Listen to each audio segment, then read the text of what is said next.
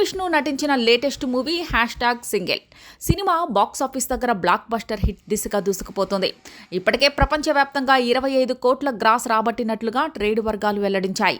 ఈ నేపథ్యంలో చిత్ర బృందం హైదరాబాద్లో సక్సెస్ మీట్ నిర్వహించింది. దీనికి దర్శకులు అనిల్ రావిపూడి, వంశీ పైడిపల్లి, కిషోర్ తిరుమల, వివేక్ కాత్రేయ, రామ్ అబ్బరాజు, హర్షిత్ గోలి గెస్ట్గా హాజరయ్యారు. ఈ సందర్భంగా వివేక్ మాట్లాడుతూ తాను సంకనాకిపోయే స్టేజ్కి వచ్చినా సరే నేనున్నా అనే ధైర్యం శ్రీవిష్ణు ఇచ్చాడన్నారు. సింగిల్ సినిమాలో కేతికా శర్మ, ఇవానా చాలా అద్భుతంగా నటించారు. వెన్నెల కిషోర్ ఏ క్యారెక్టర్ చేసినా నవ్వుతూ అలా చూస్తూ ఉండిపోవాలనిపిస్తోంది. ప్రతి సినిమాలో ఆయన సర్ప్రైజ్ చేస్తూనే ఉంటారు. నేను ఆయనకు పెద్ద ఫ్యాన్ని. ఈ సినిమాలో శ్రీవిష్ణుతో కిషోర్ టైమింగ్ నెక్స్ట్ లెవెల్లో ఉంది. విష్ణు గురించి మాట్లాడడం అంటే నా గురించి నేను సెల్ఫ్ డబ్బా కొట్టుకున్నట్టే ఉంటుంది.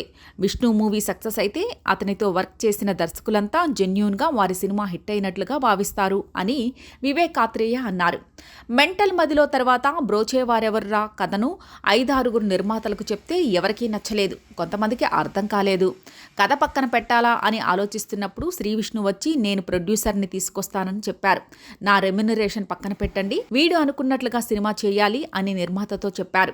బ్రోచేవారెవరికి అప్పుడు ప్రశంసలు వస్తున్నాయని, కానీ ఆ స్క్రిప్ట్ని ఫస్ట్ నమ్మింది విష్ణు. దానివల్లే అంటే సుందరానికి వచ్చింది. సరిపోదా శనివారం వచ్చింది. బ్రోచే అనే విత్తనం వల్లనే నేను ఆడియన్స్కి దగ్గరయ్యాను. నేను మామూలుగానే కెరీర్ గురించి ఎక్కువ భయపడుతుంటాను. సినిమా ఫ్లాప్ అయితే నా పరిస్థితి ఏంటి అని భయపడుతుంటే నచ్చిన సినిమా చెయ్యి, సినిమా ఫ్లాప్ అయినా నేనున్నా అని శ్రీవిష్ణు అన్నాడు. పూర్తిగా సంకనాకిపోయే స్టేజ్కి వచ్చినా నేను ఉన్నానని ధైర్యం ఇచ్చాడు. తానే హీరోగా తన ప్రొడక్షన్ హౌస్లో సినిమా చేస్తానని చెప్పాడు. Thank you so much. మా సినిమాలు లేట్ అయినా శ్రీవిష్ణు త్వరగా సినిమాలు చేస్తే ఎంజాయ్ చేస్తాం అని వివేక్ కాత్రేయ అన్నారు.